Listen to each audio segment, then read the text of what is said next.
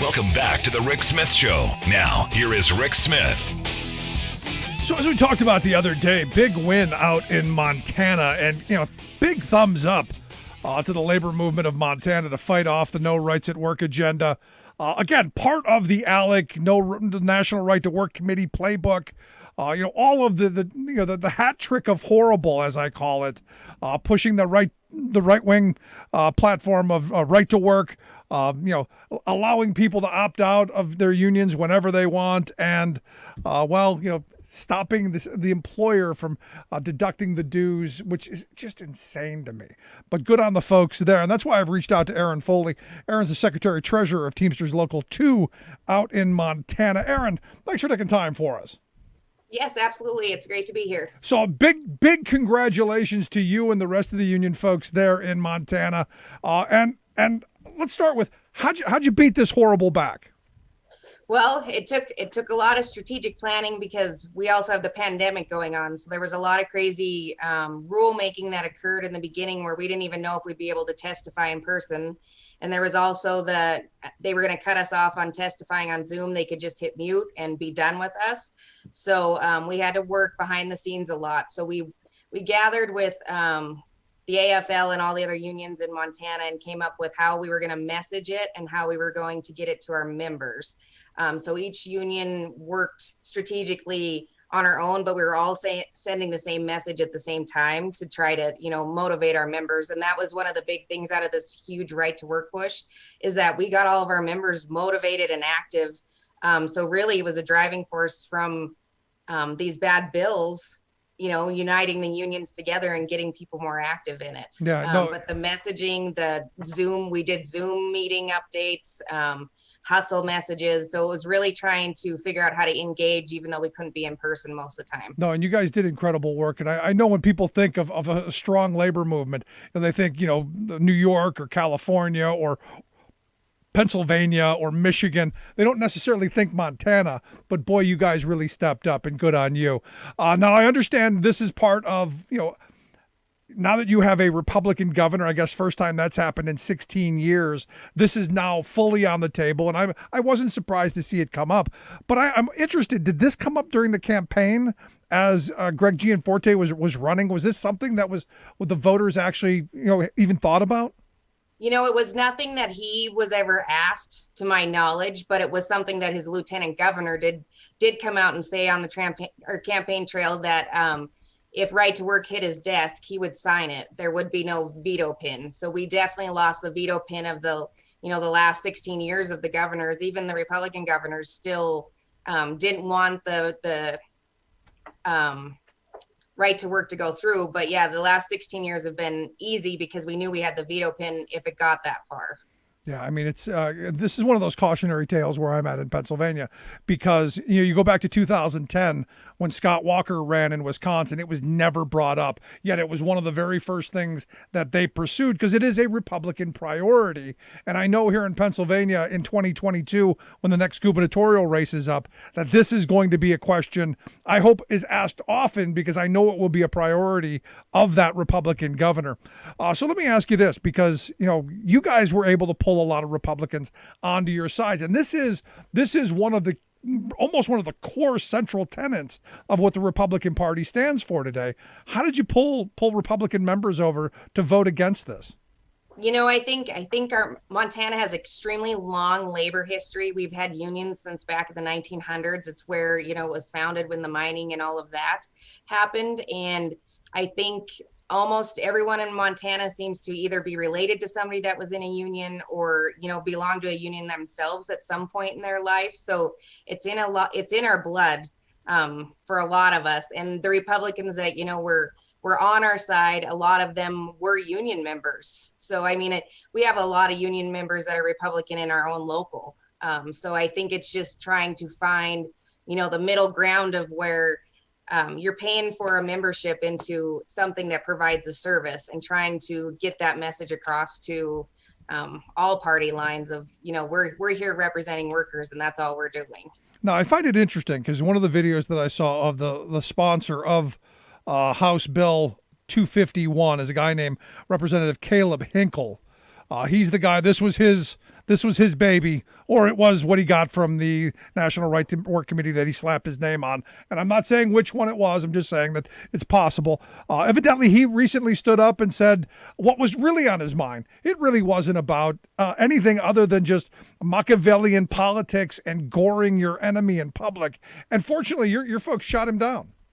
Yes, yeah, it was, he worked in a deli, he said, and he said, he was going to get terminated because he didn't pay the initiation fees, but he went to the union meetings and all of these things, but then he had to lose his job because of the unions. And while it wasn't, he has the right to work. He has the right to work wherever he wants. If he doesn't want to work in a union position, he left and he went and got a union or a non-union deli job and solved the problem. So yeah, he did some grandstanding and did some, you could just see where he was just on this political kick to come right at the unions and try to take something away from us. But the other thing, when he was presenting the bill, he couldn't answer the questions and would defer to the out-of-state political people that were there to answer all of the questions. Yeah, so let me ask you that, because I saw that was something that happened. How much influence do you think came from the American Legislative Exchange Council, ALEC, and the National Right to Work Committee? How much of this push is their doing and their money? They had, out of the 12 proponents, 8 of them were out of state for Americans for Prosperity. So they were. Yeah, so they all of the proponents besides the 4 weren't even from Montana. So I mean they spoke and testified on every right to work bill that we had. Yeah, and look, and then really the 4 that spoke on this one only talked about they were ranchers and stuff, so they didn't even really have businesses that it was being affected by. Yeah, which is interesting, because you would think that the ranchers are the get government out of my life people, and this is one of those moments where when I talk about right to work, it's why would you want to put the government in between what you and your employer can agree to? You and your employer can agree to whatever you want. You're having the government say you cannot agree that the people in that place are going to pay dues and be members, which is insane to me that I have conservatives telling me this because they somehow think it's about choice and freedom, and it's really not. Right, exactly. I mean, if I join a gym, I pay them a membership. We have this contract that says I can come in and use their equipment and their classes and all of this stuff and what I get for my membership. But when you pay, you don't want to pay into the union to get the same benefits and the wages and the schedules and the seniority rights and everything else. You just want it for free and think that it's just crazy to me. I'm like, you pay a membership for everything else, but when it comes to this, it's their freedoms are being taken away and their rights are being taken away. No, you're absolutely right. But the one thing that they do masterfully, and I have to give the right credit, I have to give the anti-worker people credit, is they have nice messaging. Right to work sounds nice. It sounds like, hey, I should have the right to work. Mm-hmm. And you don't have either. You don't have any rights or any work, which is kind of the weird scenario in this. When you actually sit down and explain it like I did to my kids, they're like, well, why would I want? That sounds dumb, Dad. And I think when you take those moments and you really explain exactly like Mr. Hinkle did today, or saying, it's really about, crushing those unions. It's not about the insurance or any of that other stuff. It's really about going after our enemies. Right. Yeah, it was laid out as a direct attack at us because they wanted, come between us and the employer and the employee's right to collectively bargain for better rights. And it was amazing that the attack that they were pushing on us. And I mean, they hit us with bills every which way. Yeah, I want to get to some of the other ones because the hat trick of horrible outside of this right-wing no rights at work legislation also would be to open up people's ability to withdraw from the union in the public sector. Thanks to Janice, we've created an environment where we have a national no rights at work agenda that's gone on, where you have the right to freeload, but if you sign up, you sign your union card once a year, you got the chance to get out. That seems sane and rational. They wanted to open up to more than that. What do you say to the person who goes, well, I should be able to leave whenever I want? Right. And I'm fine. If you want to leave and you don't want to pay the fees, that's fine. But also you should not get any of the benefits that were negotiated for that. So I mean, if that's what you want to leave and go and do, that's great. But also you now should have to bargain and negotiate with the employer on your own, and good luck with that. Because that's what they want. But the employers also don't want to have 50 individuals that are in a bargaining unit and then 20 individuals that aren't, and then they have to negotiate with them separately every time. Yeah. No, I've often said, look, if you don't want to be if you don't want to be a member, you don't have to be a member, but you do have to pay for the representation you get. I'm not even willing to go as far as you are, and you're very gracious in saying that you won't get our benefits. I say you don't get anything because you can't be here. I'm an advocate of the closed shop because I don't know how you do that. And I don't see how it's possible other than ripping a workplace apart and causing the divisions that the right to work people want. They want us at each other's throats so that we're not focused on them. And the more that they pit us against one another, the less wages we get, the less benefits we get, the less of all of that we get. And it's bared out over the last 30 years as union density has declined, as our standard of living. So for me, that's a huge part of it. The other thing that they tried to push through is probably one of my favorite anti-union attacks on the public sector, which is, we just can't allow the state or the employer to deduct the dues from your paycheck because it's a free service to you somehow. We're giving you an in-kind contribution, which is hysterical. Right. But I'm curious, before I get into my punchline, I'm curious your thoughts on it. Yeah, so that was one of the things we made sure we got to the legislators, the representatives that were on our side. 350 companies or 350 deductions are allowed in the state of Montana, and they wanted to take one deduction and say, no, it's not allowed. You can't deduct to your union, but you can deduct to United Way, you can deduct to your gym membership, you can do all of these other things, but no, we can't do this because it's costing us money, and it's unfair to the employer to have to do this, service for the union. Did anyone ask how much? Because I asked the state legislator, I said, how much does it cost for one person to write that code? Because I'll reach into my pocket and I'll pay you right now for the whole labor movement. How much? Right. Yeah. No, they never said. And then no money was attached to it. Then the other part of this, as someone who has been in negotiations and kind of understands a little bit, not a lot, but a little bit how this works, isn't this one of those things that you bargain over? Yes, absolutely. I had an employer a couple years ago that said, okay, well, yeah, we'll let dues deduction in our contract, but you got to pay $2 extra because it costs us money to, send the envelope and do all, deduct the money from their checks and stuff. And the members were like, absolutely, it's less hassle out of mine. And I was like, $2 per the 40 members that are there way more exceeds the amount of money that's going to take them to deduct the money out of your check once a month. Again, it's one of those things that you negotiate. That's how that goes. Yeah. And this is why I don't want government between the employer and the employee. I want them to hammer out a deal. I want the government to be there as the arbiter, make sure everything's fair, make sure you duke it out in the same ring. But I don't want them involved. Right. No, exactly. They have no business in between it. They shouldn't be there. Yeah, but again, I'm thrilled to see Montana come out on top of this. I think this is a fabulous thing, and I'm hoping that the folks in Pennsylvania and other states like Ohio and Illinois, that they take this as well and go, hey, you know what? Maybe it's okay for Republicans to vote against this hat trick of horrible. Maybe it's okay for workers to have rights. I do want to get your thoughts though on President Joe Biden's statement on Sunday. For me personally, that's probably the most pro-union statement I've heard in my lifetime from a sitting president. I'm curious your thoughts.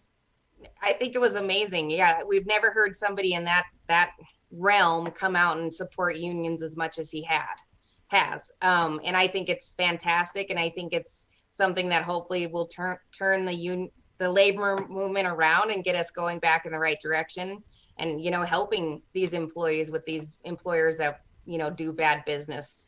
No, because where I'm hopeful, Erin, is I'm hoping that, and I'm encouraged by what happened in Montana. I really am, that there were some Republicans who stepped forward and said, this is too far. I'm hoping Republicans across the country take notice and say, you know what, those are our constituents too, because a large number of union members are Republican voters. I'm hoping that this stops becoming the political football that it's become, and that workers' rights are universal and we should be pushing forward for everybody. Agreed. It was truly a bipartisan effort in order to achieve what we did in Montana.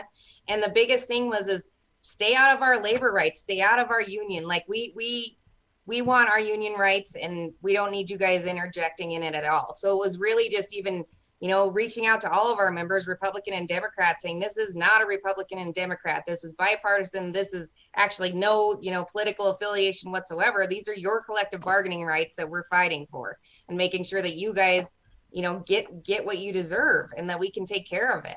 No, I'm really encouraged, and I'm hoping at the end of this month to see something positive come out of Bessemer, Alabama. Any words for the workers at the Amazon plant in Bessemer? Oh, just stay strong. Don't listen to the attacks from the employers. Don't listen to their false promises where they're telling you you'll have, higher wages and better health insurance and everything else, because they're full of shit. It's not happening. Sorry. Oops. Where's the FCC? Uh-oh.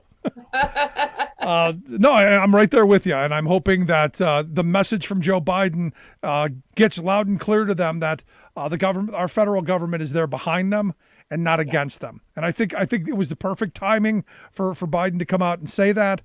He didn't say which way to go. He's just saying vote your conscience, vote your choice. But no one should harass you. No one should be able to do the things that employers have gotten away with, as you know more better than anyone, far too often. Exactly. Yeah. The NLRB is there to make sure that they are, everything is ran smoothly and clearly, and that the employer and the union are both doing their jobs. That they need to be able to vote. They need to vote how they want without the fear of retaliation or intimidation or any of that sort of stuff. And that's their right. They get to have that. Do we want to be in a bargaining unit or not? Yeah. How thrilled were you on Inauguration Day that Robb got fired? So thrilled. Even whether or not they could figure out if it was legal or not, it was the most amazing thing ever, because the rules that have been hammered down on the union since he was in place have been just awful. Yeah, seeing him fired in the most unceremonious of ways as an at-will employee, just as the guy who was, partially behind the firing of the Patco workers back during the Reagan years, there was just something symbolic and very satisfying about seeing him canned. And his number two, 5 o'clock on day one, that's why I voted for him.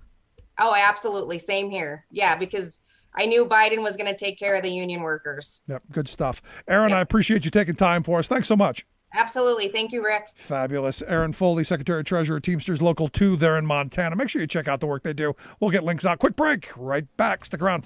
You're listening to The Rick Smith Show. We're working people. Come to talk. Remembering that united we bargain, divided we beg. Rick Smith.